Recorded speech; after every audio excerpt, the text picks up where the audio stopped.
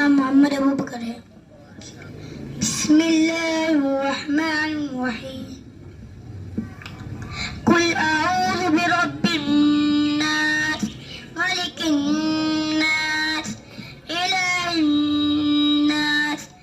من شر الوسواس الخناس۔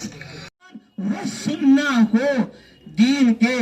سارے شعبوں کو زندہ کرنے کی توفیق عطا فرمائی۔ اللہ فرماتے وَأَمَّا بِنِعْمَةِ رَبِّكَ فَحَدِّثْ کہ اپنے رب کی نعمت کو بیان کرو۔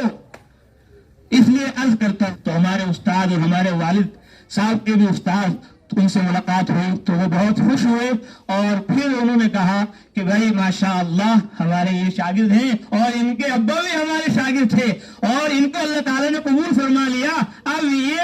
ماشاءاللہ تبلیغ میں بھی ہیں اور تزکیے میں بھی ہیں اور تصنیف میں بھی ہیں، دین کے سارے شعبوں میں نقل و حرکت کر رہے ہیں۔ یہ اللہ کا فضل ہے، اس کا انعام ہے، اس کا اکرام ہے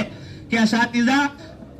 الحمدللہ خوش ہیں، کیونکہ اساتذہ کی خدمت سے ہی آدمی حافظ بنے گا، عالم بنے گا۔ اپنا جب ان کو خدا اپنا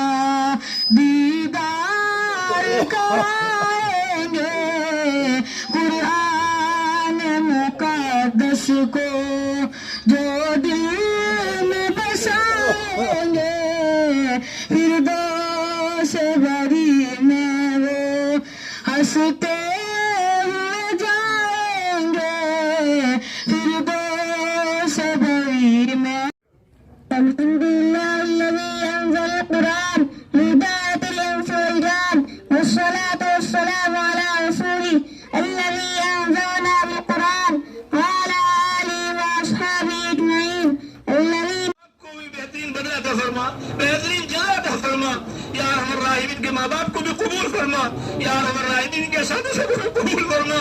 یا اللہ ان کے پڑھانے والوں کو قبول فرما یا ارحم الراحمین، ان سے محبت کرنے والوں کو قبول فرما، ان کو دعائیں دینے والوں کو قبول فرما، ان کی دعا میں حاضر ہونے والوں کو قبول فرما یا اللہ سارے مردوں کو قبول فرما،